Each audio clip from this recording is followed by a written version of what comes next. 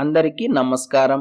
జ్యోతిష శాస్త్రరీత్యా గోచారం ప్రకారం ఈ ఏప్రిల్ మాసం 16వ తేదీ బుధవారం రోజు కన్యా రాశి వారి యొక్క శుభ అశుభ ఫలితాలు ఎలా ఉన్నాయో ఈ వీడియో ద్వారా తెలుసుకుందాం.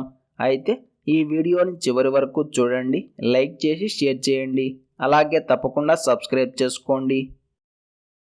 ఈ ఏప్రిల్ 16వ తేదీ బుధవారం రోజు కన్యా రాశి వారు మాట తీరు విషయంలో చాలా జాగ్రత్తగా ఉండాలి. శత్రువుతో అయినా సరే చాలా జాగ్రత్తగా మాట్లాడాలి. ఈరోజు మీ మాట తీరు ఎంత సౌమ్యంగా ఉంటే అంత మంచి ఫలితం ఉంటుంది. లేకుంటే మాత్రం యుద్ధాలు తప్పవు. మౌనంగా ఉంటే మాత్రమే గొడవలు తగాదాలు లేకుండా ఉంటాయి.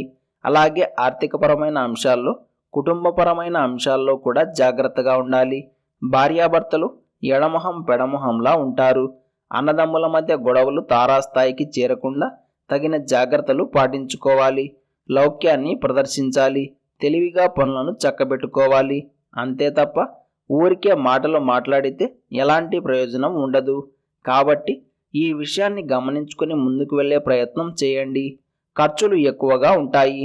క్రయ విక్రయాలు అనుకూలించవు. అందుకే అమ్మకాలకు, కొనుగోళ్లకు ఇది అంత సానుకూలమైన సమయం కాదు. ఈరోజు కన్యారాశి వారు ప్రత్యేకించి కొత్తదనాన్ని కోరుకుంటారు. రొటీన్కి భిన్నంగా ఉండాలి అనుకుంటారు. కానీ అలా ఉండడం సాధ్యం కాదు. అనుభవం ఉన్నవారి సలహా లేకుండా ఏ పని చేయకండి. తల్లిదండ్రుల యొక్క సహకారం కూడా చాలా అవసరం అవుతుంది. మొత్తం మీద కన్యారాశి వారు ఈ రోజంతా ఎంత జాగ్రత్తగా ఉంటే అంత మంచిది.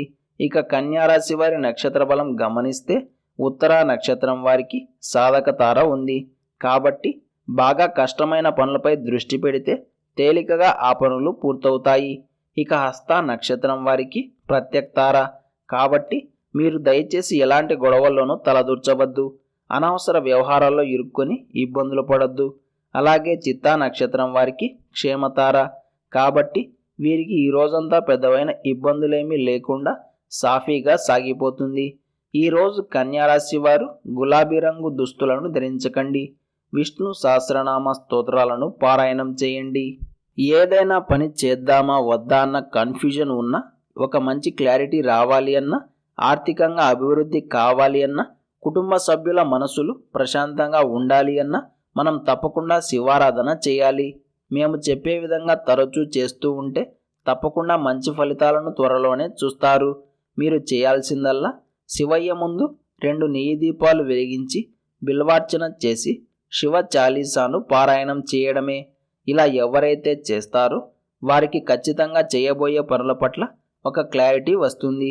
మంచి చెడులు అర్థమవుతాయి. తద్వారా అంతా శుభమే కలుగుతుంది. ఇంటి నిండా దరిద్రమే ఉందా? ఏ పని చేసినా ఏదో ఒక ఆటంకం, ఇబ్బంది వస్తూనే ఉన్నాయా? అయితే ఈ విధంగా చేయండి.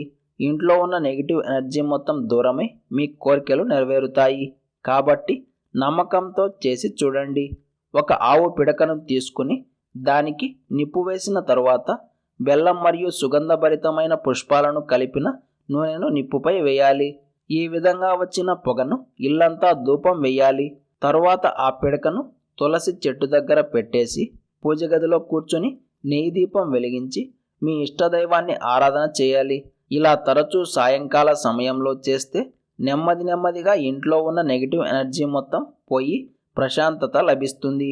భార్య కానీ, భర్త కానీ లేదా మీ పిల్లలు కానీ ఎక్కువ కోపం చూపిస్తూ ఉన్నట్లయితే తరచూ ఈ పరిహారం చేస్తూ ఉండండి.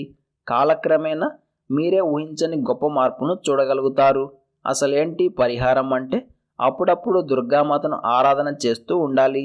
దుర్గాదేవి ముందు 2 నెయ్యి దీపాలు వెలిగించి 2 మిరియాలను చేతిలో పట్టుకొని కోపం తగ్గాల్సిన వారి పేరు చెప్పి అమ్మవారికి నమస్కారం చేసుకొని ఒక్కో దీపంలో ఒక్కో మిరియం వేసేయండి. ఇలా తరచూ చేస్తూ ఉంటే చాలు. నెమ్మదిగా కోపావేశాలు తగ్గి ప్రశాంతంగా ఉంటారు. ఇలాంటి సమాచారం ప్రతిరోజు మీకు వీడియో రూపంలో అందాలంటే వెంటనే మా ఛానల్ని సబ్స్క్రైబ్ చేయండి. అలాగే బెల్ బటన్ని యాక్టివ్ చేసుకోండి.